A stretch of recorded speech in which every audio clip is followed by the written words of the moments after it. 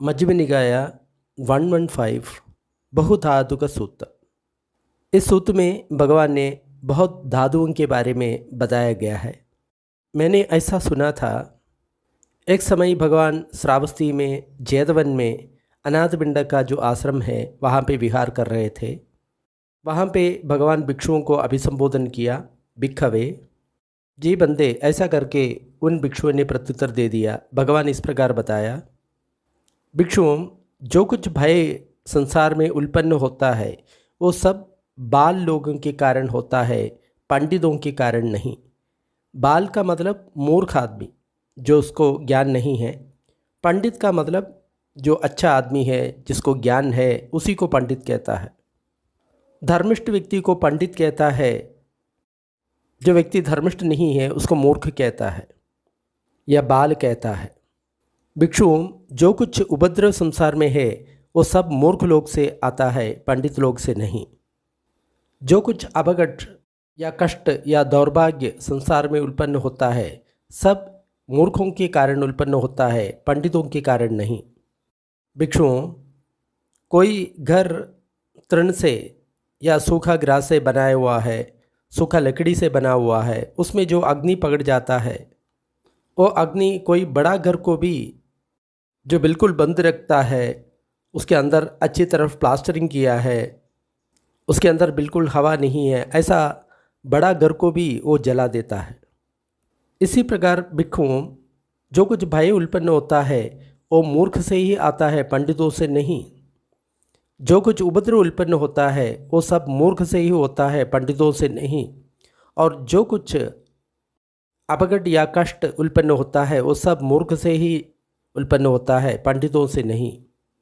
इसलिए भिक्षुओं, मूर्ख बहुत खतरनाक है, लेकिन पंडित लोग बहुत अच्छा लोग होता है।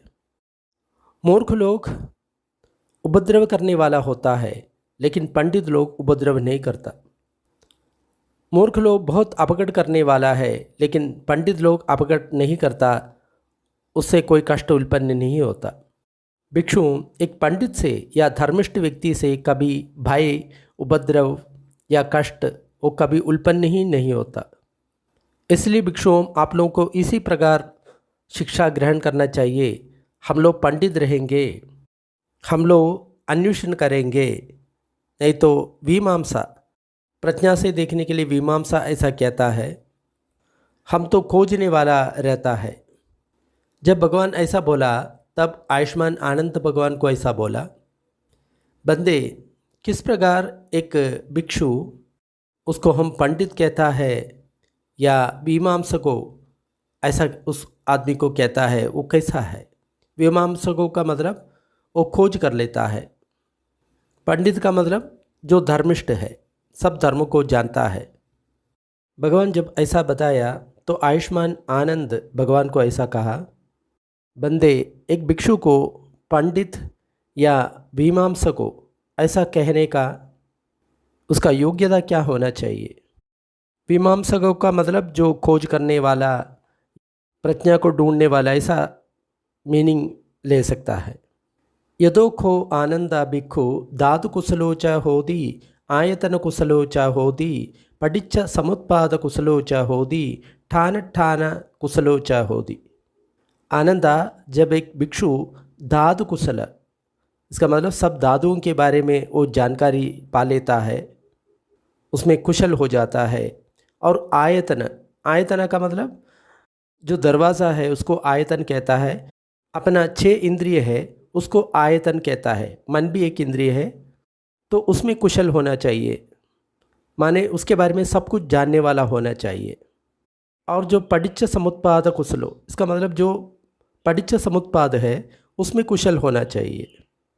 और ठान ठान कुशलो, स्थान क्या है, अस्थान क्या है, नहीं तो क्या संभव है, क्या असंभव है, इसके बारे में वो व्यक्ति जब कुशल होता है आनंदा, तब एक भिक्षु को पंडितों, मीमांसकों ऐसा कहना योग्य हो जाता है।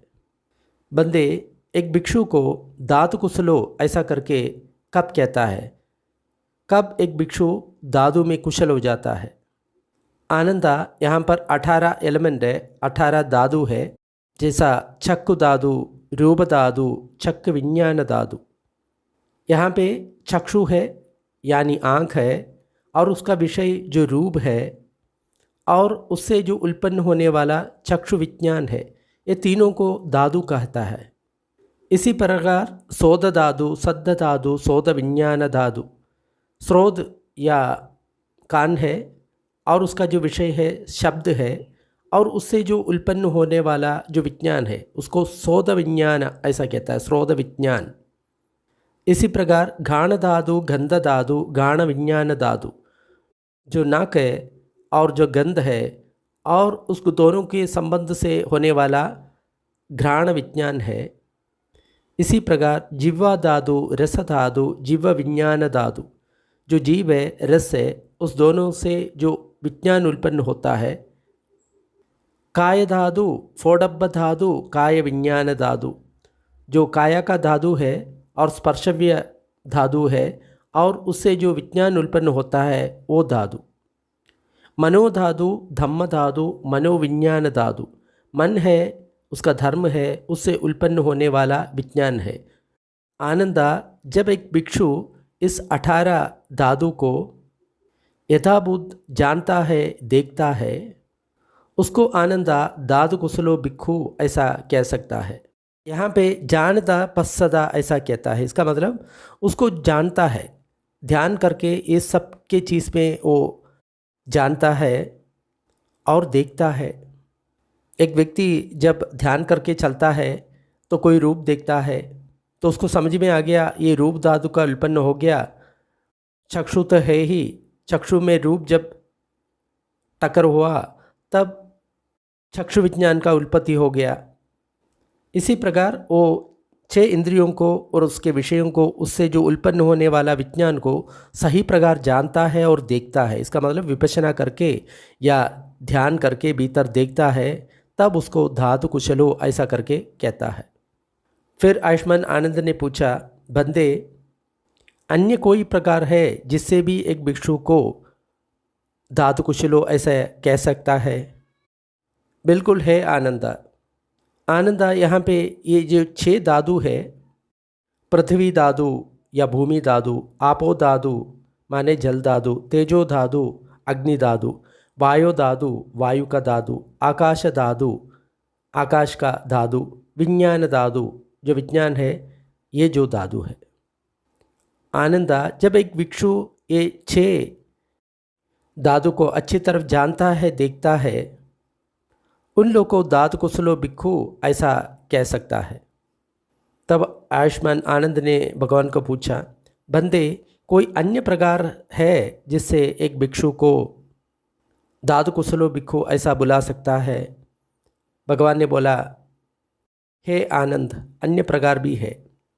आनंदा, ये 6 धातु है, सुख धातु, दुख धातु, सौमनस धातु, दौमनस धातु, उपेक्षा धातु, अविद्या धातु।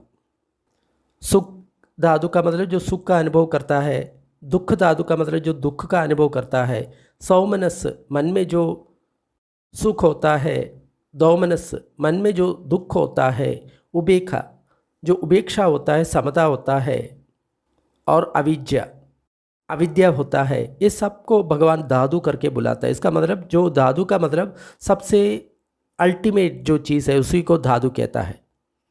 आनंदा, जब एक भिक्षु ये 6 धातु को ठीक से जानता है, देखता है, तब उसको धातु कुशलो भिक्षु ऐसा बोल सकता है। फिर आनंद ने पूछा, बंदे और कुछ दूसरा रास्ता भी है जो भिक्षु ऐसा करता है उसको धातु कुशलो ऐसा बोल सकता है?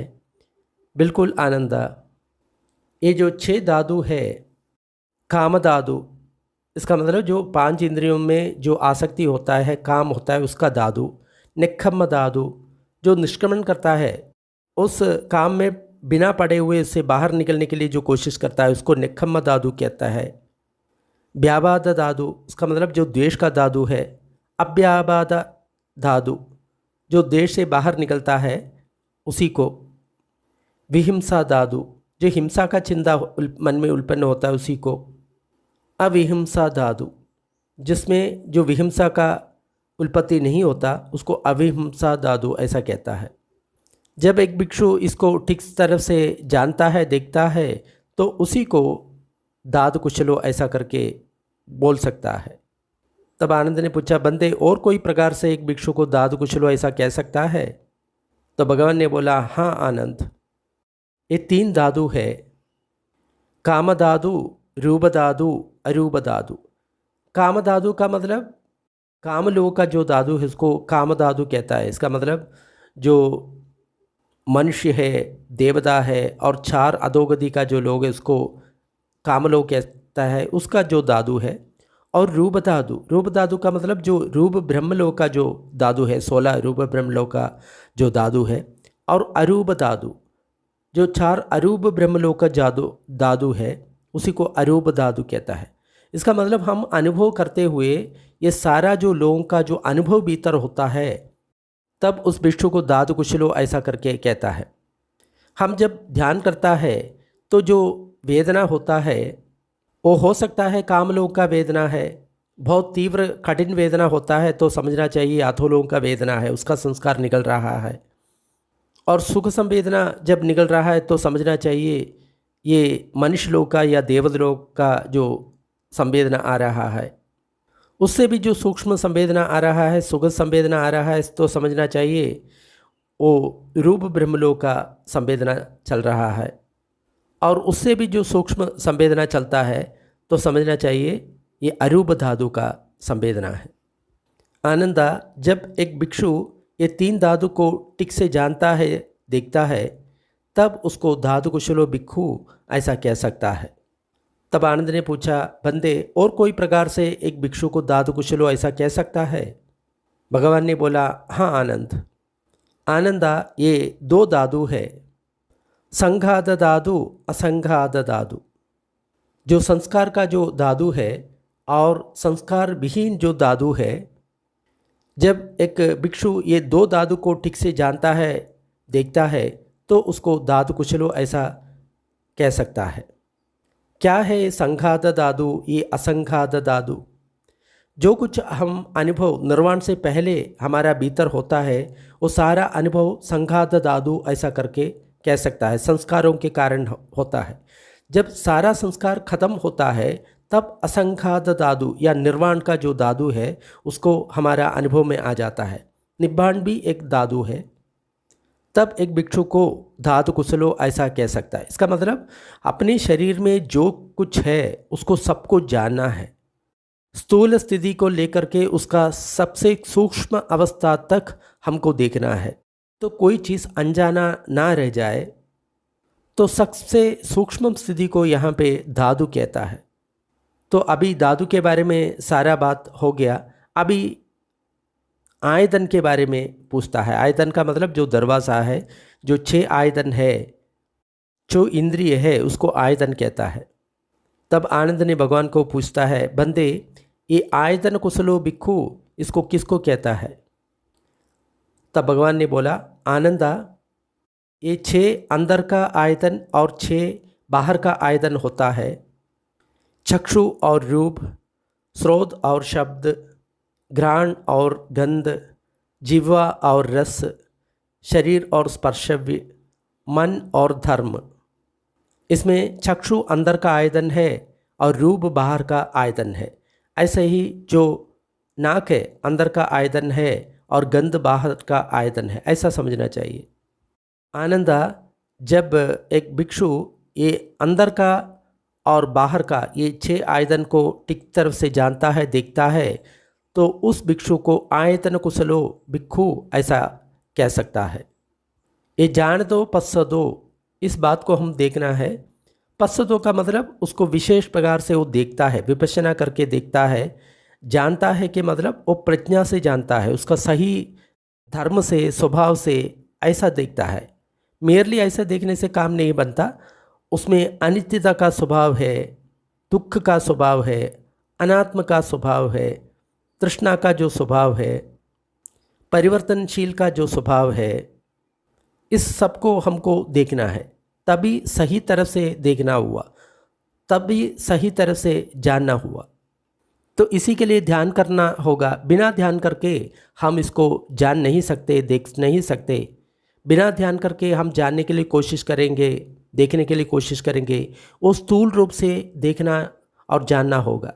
लेकिन जब ध्यान करके देखेंगे तो उसको अल्टीमेट अवस्था तक हम देख सकता है। तो इसको सारा करने से हमको ध्यान सीखना होगा। बिना ध्यान सीख करके हम इसको देख नहीं पाएंगे। समाधि का खूब अभ्यास करना पड़ेगा, ध्यान का खूब अभ्यास करना पड़ेगा, तभी ये विपश्यना हो सकता है। ये जो बात है ध्यान में विपश्यना करके हमने मध्यम निकाय 111 में देखा है। आप उस सूत्र को देख सकता है, अनुपता सूत्र। फिर आनंद ने पूछा, बंदे ये पटिच्च समुत्पाद कुशलो भिक्षु ऐसा एक भिक्षु को कब कहता है? आनंदा, एक भिक्षु इस प्रकार से प्रज्ञा से जानता है, इमस्मिं सदी इदम होदि, जब ये होता है ये उल्पन्न होता है। इमसुप्पादा इदम उपपज्जति, जब ये उल्पन्न होता है उसके कारण ये उल्पन्न होता है। इमस्मिं असदि इदम न होदि, ये जब उल्पन्न नहीं होता तो ये उल्पन्न नहीं होता। इमस्सा निरोधा इदम निरुज्यति, जब ये निरोध होता है उसके कारण ये भी निरोध होता है। उदाहरण के लिए यदिदम अविद्या बच्चया संखार, अविद्या से संस्कार उत्पन्न होता है। संखार बच्चया विज्ञानम, संस्कार के कारण विज्ञान उत्पन्न होता है। विज्ञान बच्चया नाम रूपम, विज्ञान का प्रत्यय से नाम रूप का उत्पत्ति होता है। नाम रूप बच्चया सलायतनम, नाम रूप के कारण सलायतन उत्पन्न होता है। सलायतन बच्चया फस्सो, सलायतन के कारण स्पर्श होता है। फस्स बच्चया वेदना, स्पर्श के कारण वेदना उत्पन्न होता है। वेदना बच्चया तणः, वेदना के कारण तृष्णा उत्पन्न होता है। तणः बच्चया उपादानम, तृष्णा के कारण उपादान या चिपकाव उत्पन्न होता है। उपादान बच्चयो भवो, उपादान के कारण भव उत्पन्न होता है, भव संस्कार उत्पन्न होता है। भव बच्चया जाति, भव संस्कार के कारण फिर जन्म उत्पन्न होता है।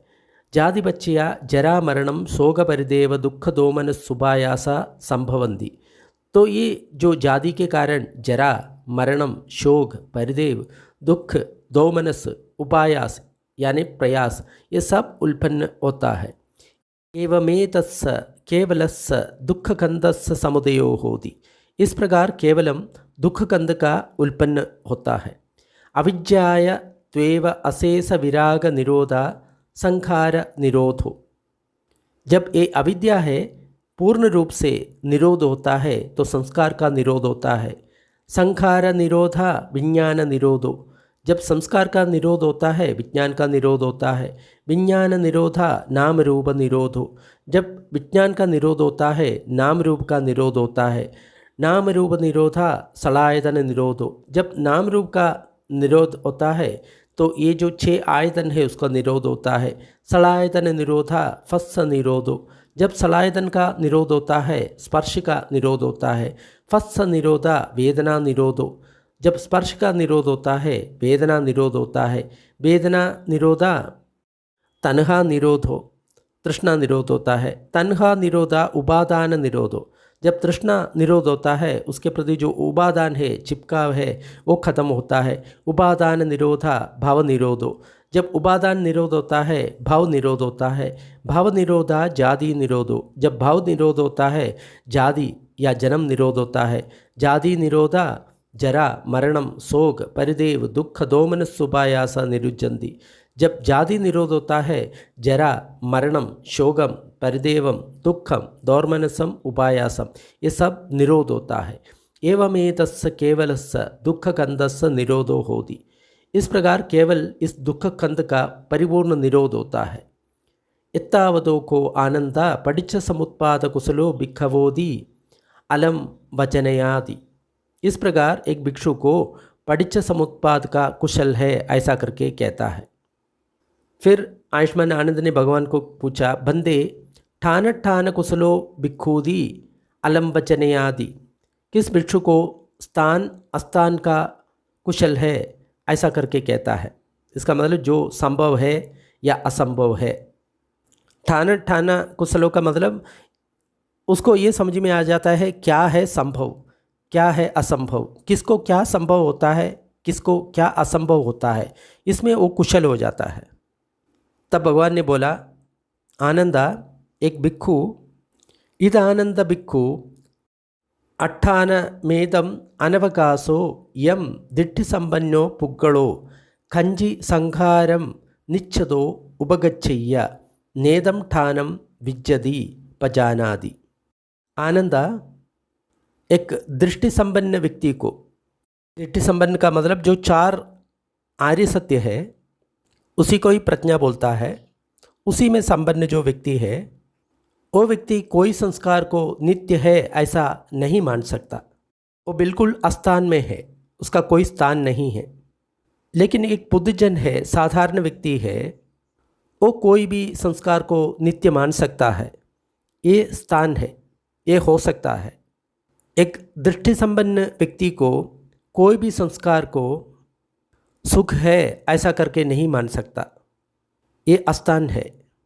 लेकिन एक साधारण व्यक्ति को कुछ संस्कार को सुखद ऐसा मान सकता है, ये स्थान है, ये पॉसिबल है, ये हो सकता है।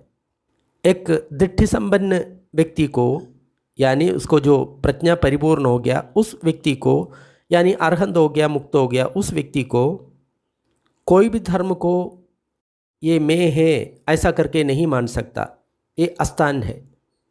लेकिन एक साधारण व्यक्ति को कोई भी धर्म को मैं मान सकता है, ये स्थान है, ये संभव है।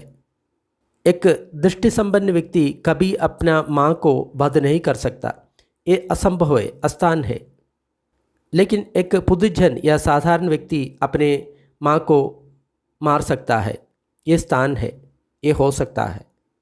एक दृष्टि संपन्न व्यक्ति को अपने पिता को मारना ये असंभव होता है, ये अस्थान है। एक अरहंत को मारना संभव नहीं है, ये अस्थान है। लेकिन एक साधारण व्यक्ति अपने पिता को मार सकता है, एक अरहंत को मार सकता है, ये स्थान है, ये हो सकता है। एक दृष्टि संपन्न व्यक्ति कभी एक तथागत को चोट नहीं पहुंचा जा सकता, खून उत्पन्न नहीं कर सकता, ये अस्थान है। लेकिन एक साधारण व्यक्ति एक तथागत को चोट पहुंचा जा सकता है, रक्त का उत्पत्ति कर सकता है, ये संभव है, ये स्थान है। एक दृष्टि संपन्न व्यक्ति को कभी भी संघ में छिद्र उत्पन्न नहीं कर सकता, ये अस्थान है। लेकिन एक साधारण व्यक्ति संघ में छिद्र उत्पन्न कर सकता है, ये स्थान है।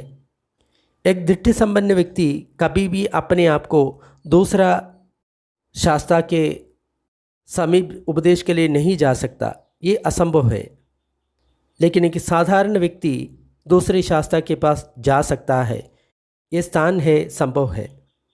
उन लोग ये जान सकता है इस लोक में 2 अरहंत सम्मा संबुद्ध एक साथ एक लोक धातु में उत्पन्न नहीं हो सकता, ये अस्थान है।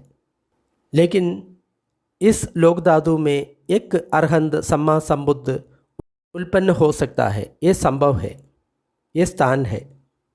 वो समझता है 2 चक्रवर्ती राजा एक ही समय में इस लोक धातु में उत्पन्न नहीं हो सकता, क्योंकि एक जो चक्रवर्ती है वो पूरा धरती को अपनी अधीन में कर लेता है, तो 2 कैसे उत्पन्न हो सकता है।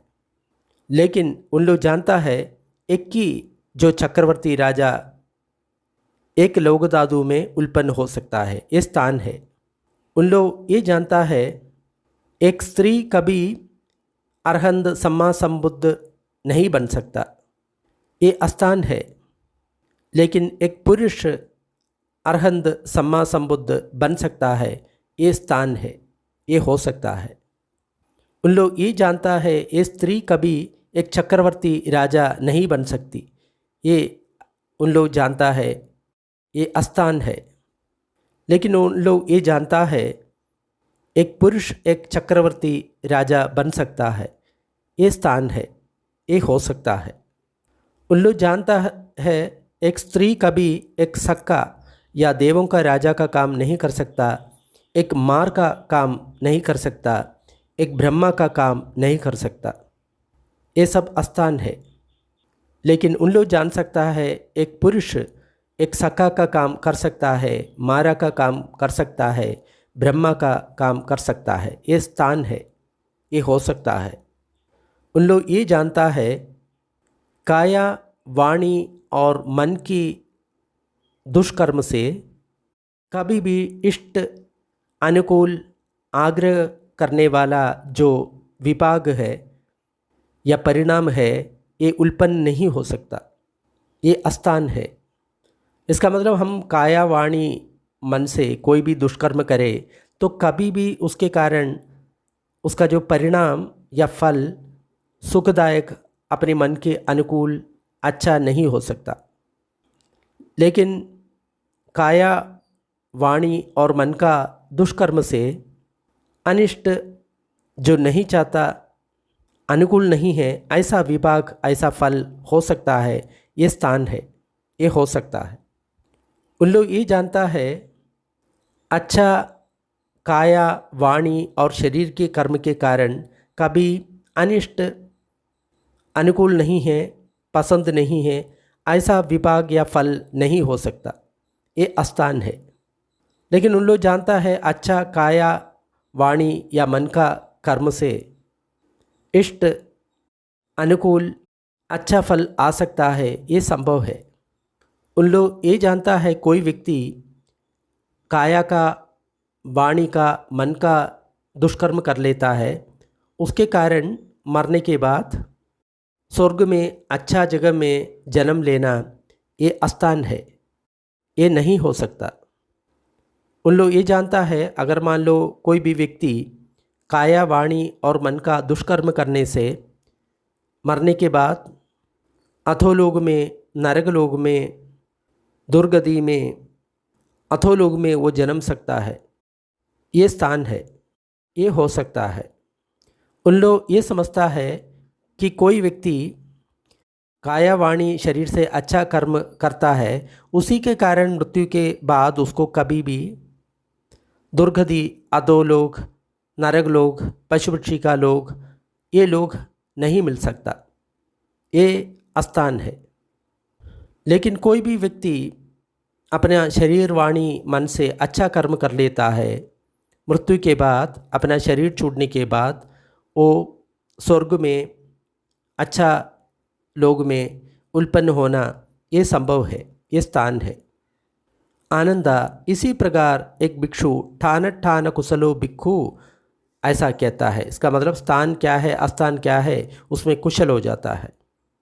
जब भगवान ने ऐसा बोला तो आयुष्मान आनंद ने भगवान को ऐसा बोला, आश्चर्यम बंदे अद्भुतम बंदे, बहुत आश्चर्य बंदे, बहुत अद्भुत बंदे। बंदे इस धर्म उपदेश को क्या नाम रखना चाहिए? तो भगवान ने बोला, आनंदा इस धर्म उपदेश को आप कोई भी नाम रख सकता है। बहुदाद का या छदुप परिवट्टो या धम्मादासो, अमद दुंदुबी, अनुत्तरो संघाम विजयो, ऐसा कोई भी नाम रख सकता है। यही भगवान बताया गया है। तो आयुष्मान आनंद भगवान के वचन में तृप्त हो गया, संतुष्ट हो गया। बहुधातुक सूत्रम निठितम, ये बहुत प्रेरणा देने वाला सूत्र है। अनेक धातु के बारे में सूत्र में बताया गया है। सूत्र अच्छा लगा तो लाइक और शेयर करें। ऐसा सूत्र डिस्क्रिप्शन बॉक्स में और उपलब्ध है। थोड़ी देर पुण्य वितरण का अभ्यास करेंगे। सारे दुखियारे प्राणी दुख विमुक्त हो, सारे भयभीत प्राणी भय विमुक्त हो, सब प्राणियों को मुक्ति मिले। हमारा इस पुण्य कर्म में सब भागीदार हो, इससे सब प्राणियों को मुक्ति मिले। धरती, जल और गगन के सारे प्राणी, अधोलोक, मनुष्यलोक, 6 देवलोक, 16 रूप ब्रह्मलोक, 4 अरूप ब्रह्मलोक के सारे प्राणी इस पुण्य में भागीदार हो। सभी देवता और ब्रह्मा बुद्ध शासन का रक्षा करें। साधु साधु साधु।